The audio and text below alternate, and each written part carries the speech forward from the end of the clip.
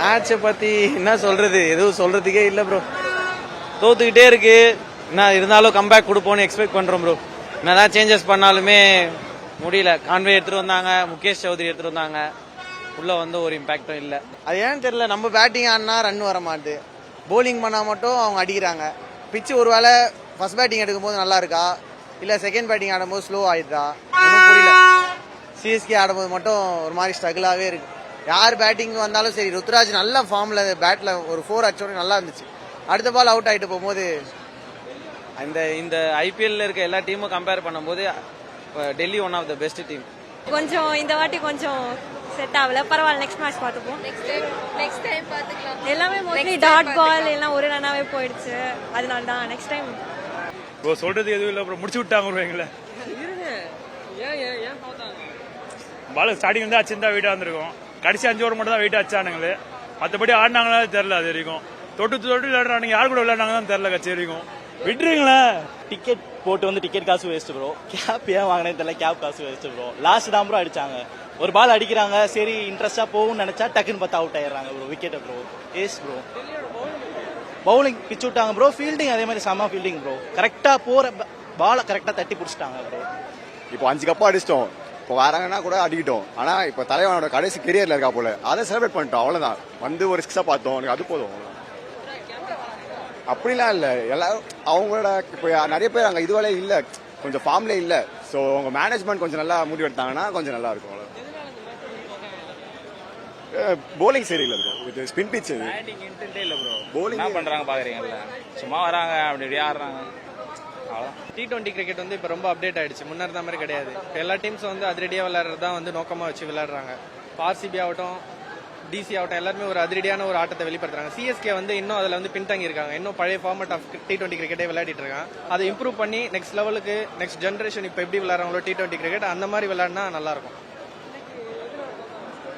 அதுதான் ரொம்ப பொறுமையா தட்டி 20 ஓவர் வரையும் லாஸ்டா விளையாடி ஒன்றும் ஆக போறது கிடையாது. வேகமா அடிச்சு ஆடி ஒன்னு வெற்றி தோல்வி 2 தான் கேம்ல பாயிண்ட் ஆஃப் வியூ. நம்ம கடைசி வரை 20 ஓவர் ஆடி நம்மளுக்கு எந்த ஒரு யூஸும் கிடையாது.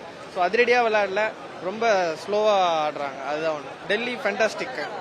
ஸ்டார்க்கோட bowling very fantastic and KL ராவலோட பேட்டிங்கும் சூப்பர். அக்சர் பட்டேலோடைய ஒரு 1 ஓவர் ஸ்பெல் போட்டாருன்னு நினைக்கிறேன், அது செம்மையா பண்ணிட்டு இருந்தாரு. நல்லா ஓவராலா நல்லா விளையாடுறாங்க. நல்லா தான் இருந்தது ப்ரோ. அடிச்சிருக்கல, ஜெயிக்கிறதுக்கிட்ட வந்தாங்க, கொஞ்சம் ஸ்லோ ஆயிட்டாங்க, மற்றபடி ஒன்றும் இல்லை. தோனி முடிஞ்ச வரைக்கும் ட்ரை பண்ணாரு, ஓப்பனிங் நல்லா ஆடி இருக்கலாம், வேற எதுவும் இல்லை. ஃபர்ஸ்ட் மேபி போலிங் பண்ணதுனால கொஞ்சம் ஸ்லோ ஆயிட்டாங்கன்னு நினைக்கிறேன், மற்றபடி எதுவும் இல்லை. ஸ்டஃப் இருந்தது, முடியல அவங்களால ட்ரை பண்ண கடைசி வரைக்கும். டெல்லி நல்லா ஆடுறாங்க, அவங்க கொஞ்சம் டாப் ஆஃப் த இதில் இருக்கிறதுனால, அவங்க டீம் நல்ல ஃபார்மில் இருக்கிறதுனால அவங்க கொஞ்சம் நல்லா பர்ஃபார்ம் பண்ணாங்க, அடிக்க விடலை, யாரையும் கண்டெயின் பண்ணாங்க எல்லாத்தையும். டெல்லி வந்து நல்ல ஃபீல்டிங் பண்ணாங்க, பக்காவா ஃபீல்டிங் பண்ணாங்க. அது இல்லாம வந்து நம்ம டீம் செலெக்ஷன் சரியில்லை. எல்லா டீம்ல பாத்தீங்கன்னா இளம் பிளேயர்கள் இருக்காங்க, நம்ம டீம்ல மட்டும் தான் ரொம்ப ஓல்டு, எல்லாமே ஓல்ட் ஏஜ்.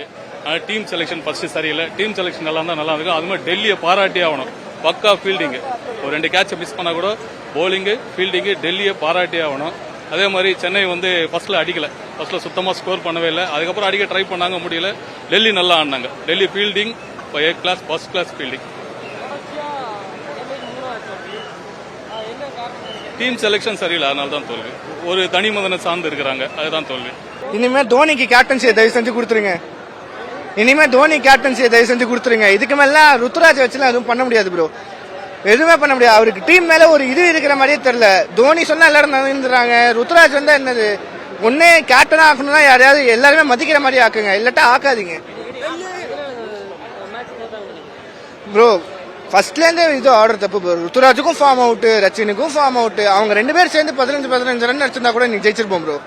எல்லாருமே கான்ட்ரிபியூட் பண்ணும் ப்ரோ. வெறும் எல்லாரும் தோனி கேட்டா அவரும் என்னதான் பண்ணுவாரு தனியா எல்லாம் நின்று. விஜய் சங்கர் இன்னைக்கு ஆடினாரு, எவ்வளவு ஸ்லோவா ஆடினாரு, என்னமோ இது ஆடுற டெஸ்ட் மேட்ச் ஆடுற மாதிரி இருந்துச்சு எனக்கு. என்னமோ எல்லாருமே மாத்தணும் ப்ரோ, புது பசங்களுக்கு உள்ள சான்ஸ் கொடுக்கணும் bro.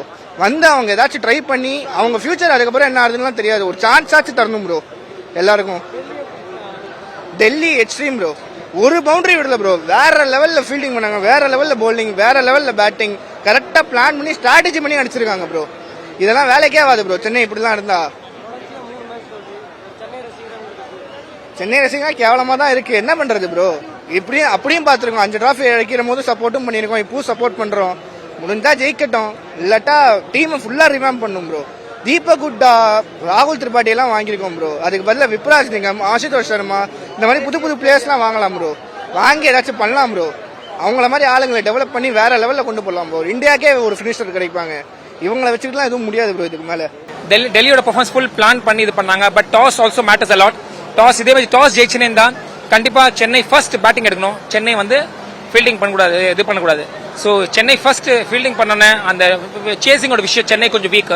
So that is a most important losing criteria. நான் கேஎல் ராகுலுக்காக தான் வந்தேன். ஆனால் நான் டெல்லி ஃபேன் இந்த வருஷத்துல இருந்தான். கேஎல் ராகுலுக்காக நான் வந்தேன். மை மேன் பாத்தீங்க, மேன் ஆஃப் த மேட்ச் இன்னைக்கு ஒரு ஆளா நின்று இன்னைக்கு மேட்சே மாத்திட்டான். Fortress Chepauk breached bro. So இந்த வருஷம் மேபி ஒரு ஹோப் இருக்கு டெல்லி ஃபர்ஸ்ட் கப் அடிக்கும்னு. பாப்போம், லெட்ஸ் வெயிட் அண்ட் வாட்ச். நாங்கள் சென்னை வாசியாக இருந்தால் கூட மிகப்பெரிய டெல்லியோட விசிறி. டெல்லி ஜெயிச்சதுல எங்களுக்கு மிகப்பெரிய சந்தோஷம். சென்னை தோத்ததில் கொஞ்சம் கஷ்டமா இருந்தா கூட டெல்லி விசிறிங்கிற விஷயத்துல டெல்லி ஜெயிச்சதுல எங்களுக்கு மிகப்பெரிய சந்தோஷம். ஓரளவுக்கு நல்லா தான் இருந்துச்சு. இன்னும் கொஞ்சம் சேஞ்சஸ் கொண்டு வந்தா நல்லா இருக்கும்னு நினைக்கிறேன். ஃபீல்டிங், பேட்டிங், பவுலிங் மூணுத்துலயுமே கண்டிப்பா சேஞ்சஸ் கொண்டு வரணும். டீம் ஒரு மாதிரி இதுவாக தான் போயிட்டு இருக்கு. என்னதான் சேஞ்ச் இந்த வாட்டி சேஞ்சஸ் கொண்டு வந்தாங்க, ஆனா அந்த அளவுக்கு வேலைக்கு ஆகலை. ஏன்னா பேட்ஸ்மேன் வந்து யாருமே ஒழுங்கா ஆடலை.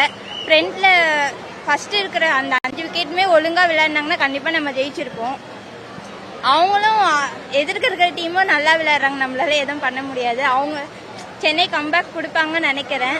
ஐபிஎல் கேம் வந்துட்டு எப்படி சொல்ற இன்டென்சிட்டியோட ஆடணும். இவங்க இன்டென்சிட்டியோட ஆடாம மிடில் ஆர்டர் பேட்ஸ்மேனும் கம்மி. ரொம்ப மிடில் ஆர்டர் பேட்ஸ்மேன்லாம் ஹார்ட் ஹிட்டிங்கே பண்ண மாட்டாங்க.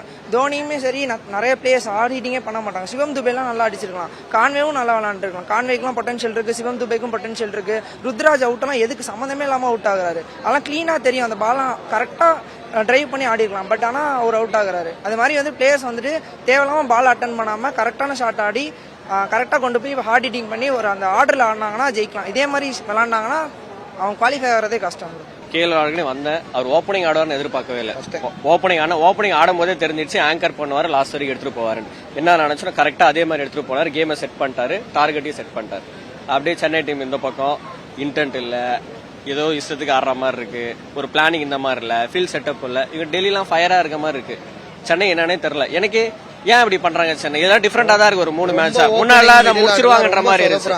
இப்பெல்லாம் ஓப்பனிங் ஒரு டீம் ஏறி 180 அடிச்சா தோத்துருவாங்க சென்னைன்ற மாதிரி வந்துருச்சு. அவங்க 200 ஒரு டைம் அடிச்சு காட்டணும் சென்னை. அப்கோர்ஸ் என் ஃப்ரெண்ட்ஸ் எல்லாமே சென்னை தான். பட் அவங்களுக்காக நான் கொஞ்சம் பேசிதான் ஆகணும். இப்போ இவரெல்லாம் ரொம்ப ஃபீல் பண்றாரு. சரி, ரெய்னா ஃபேன் இவரு சென்னை. ஓகே, அவரை மிஸ் பண்றாரு இவரு. இங்கெல்லாம் அது ரொம்ப ஒரு மிடில் ஆர்டர், ஒரு இது எதுவுமே இல்ல.